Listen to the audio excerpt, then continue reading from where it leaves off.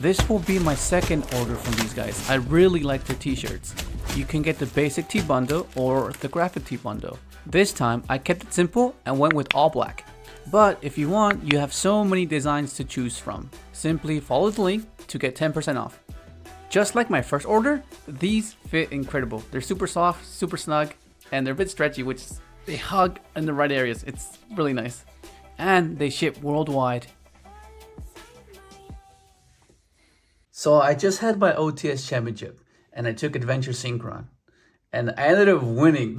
That's pretty epic because I was meant to take RDA, Red Dragon Archfiend, but I couldn't get a hold of the structures in time, and I was not going to risk just buying them on the day and then sleeving and then writing my deck list down. I just didn't feel comfortable. So then I stayed up till 1 a.m. trying to sort this deck out and then looking at matchups, Unchained, purely. I need to know exactly what they do. I need to ensure I know that I picked the right hand traps. It ended up working out because I ended up winning, which is pretty insane. It's so cool.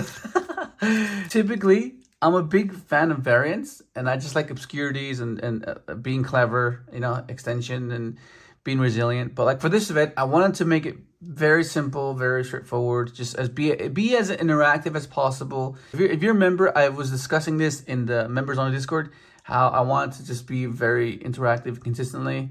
And in a simplified game state, have a particular card do a certain thing, and it did just that, and everything just worked out perfectly. I didn't break once. Looking back at it, I think I would make one change, and you'll see when I get there. But nonetheless, dude, this is awesome. Okay, so first off, of course, you have your triple. Hang on, let me just.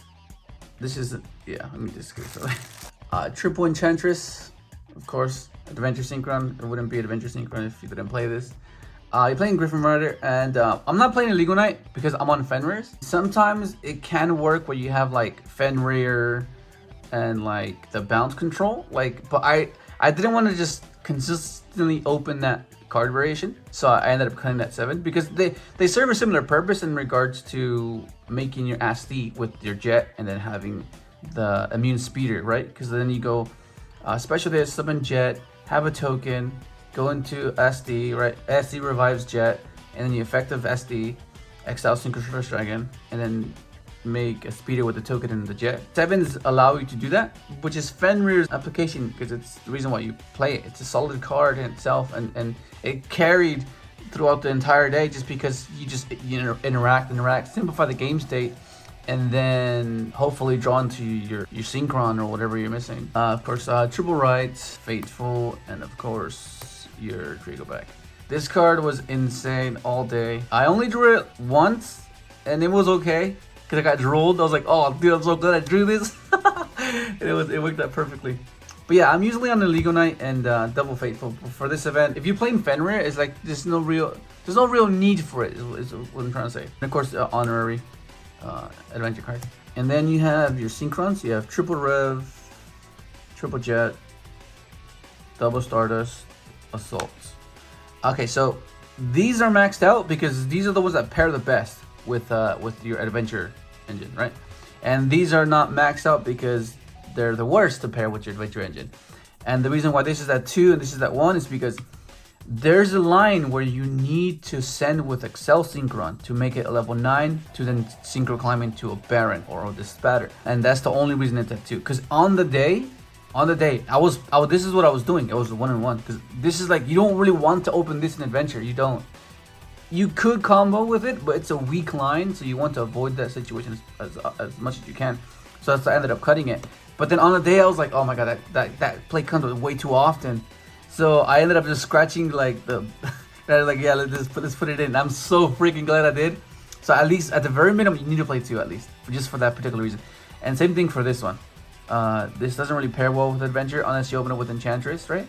Like unless you open up double Enchantress, that means you can go, okay, token, search Griffin, special Enchantress, special this, and then go speeder there. But that's not really a line you wanted to do. So I wanted to avoid that. And plus this and Fenrir, because Fenrir is like one of the key cards of this deck. And it does nothing with this. Like it does nothing. Like if you open up hand traps Fenrir on this, it's like, oh crap, it doesn't do anything. You know, we don't play a 9. Then of course you have Trail. She's amazing. And then you played triple Fenrir. On this particular build, I'm not playing Souls or Tengu, because like Tengu and this doesn't really do much. Let's say you open up Tengu and this, right? That's 2 cards. The third card has to be Overtake, otherwise it's kind of whack, right? Because then if you open up Jet, you can't summon both, you know? You have to choose, and then it makes one of them is going to be redundant.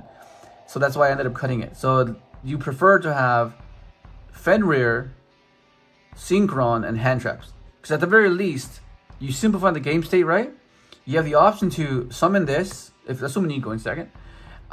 You search another Fenrir, you attack, interact with it. Okay, it's fine. You get they remove it somehow. It doesn't matter. It's fine. You summon your Synchron, right? Whether it be Jet Synchron or Revolution, you make a Baron or Omega. But typically, what was happening a lot, it was I would go, okay, summon this effect, search Fenrir, summon Jet, go into Omega, hand rip, summon my other Fenrir. After I already simplified the game state. That's not an overwhelming line, but in a simplified game state, it's insane. It's just insane. I've won a few games just by doing that, and that was the sole purpose of why the deck is built the way it is. Just very simplistic. That play where you go hand trap, have Fenrir, overtake, Omega, rip, somebody to the Fenrir. You know, like control it with like a hand trap and Fenrir. Like that was just so good. And then maybe hopefully the following turn you draw into Adventure. So then now you have the spawn removal with Adventure with an Omni. And if you draw Synchron, then you try to do Synchro plays, which is pretty cool. And then of course you have I was on hand traps last week. No, the week before I wasn't on any hand traps, but this week I wanted to be as interactive as possible. So I went with triple Nib, triple Ash, triple Veiler, triple Imperm. So like the theory was simplify the game state with your hand traps so that Fenrir can just maintain tempo, right? Same thing with the adventure stuff. Simplify the game state with hand traps and then just control tempo, maintain tempo with adventure. It'll buy you a few turns. It'll turn the game to like a top deck game. Whoever has the most efficient engine or deck will get to their initial objective first. Even if you just keep drawing into hand traps to pair with your Fenrir, pair with your Omni negate, that's sufficient enough. And it did exactly that. That's exactly what was happening. The only thing that was a bit different was I was contemplating this or Droll main deck. Last minute I was watching Unchained, like a crash course, because I literally don't know what the hell that deck does. All I know is that pop, destroy, float. That's all I know. And then the Griffin Lock, and they have the XYZ guy, the one that negates summons, special summons. And apart from that, I was like, okay, where do I interact? So I ended up watching a few videos, a few combo guides. Okay, where can I drop the nib? And there's like a particular line where they get to a point where they can make Caesar or they just go into the Griffin. And if they don't go for Caesar, then they're gonna commit to the Griffin. And from my understanding was you can't have both. You either go Caesar or you go for the Griffin Lock. So like if they get ballsy, they're gonna go for the Griffin Lock, right? Then that's when you nib them. But if they go for Caesar and you don't nib them, that's where these come in, right? Because then you just, okay, it's fine. You open up these two. And in sequence, they're devastating. And since I play so many hand traps, play small rolls, I think this is the only thing I would change, honestly. Like, in theory, it was like, okay, I have so many hand traps, right? I have so many hand traps. Small world and any of the hand traps get you to your stuff, whatever you're missing. In theory, it was fine, but I think this is the only thing I would change. I'm not sure if I would just swap these for tunings or if I would just keep it as it is. The times I did do it, I got ashed, and it was pretty painful. I was like, yeah, I don't know about that. I didn't like that feeling. I didn't like the feeling at all, bro. So I'm not sure if I'll keep playing this, but it's meant to just mitigate the issue where you just open up a bunch of hand traps and they're kind of redundant. You didn't use them. Like Nibiru sometimes is kind of useless, so it's still stuck in your hand. So like this way you can just bridge into it. And of course you're playing triple overtake and your illumination. I wasn't on tunings. Very simplistic. As you saw, it's very simplistic. There's no souls. There's no Tengu. There's like nothing else. It's very simplistic. Just open up hand traps and either Fenrir or your adventure engine, and then just control the game that way. And if you and that's worst case scenario, right? That is worst case scenario. And if you don't open up that, then you open up combo and you win anyways, you know? But that's essentially the theory going into this event.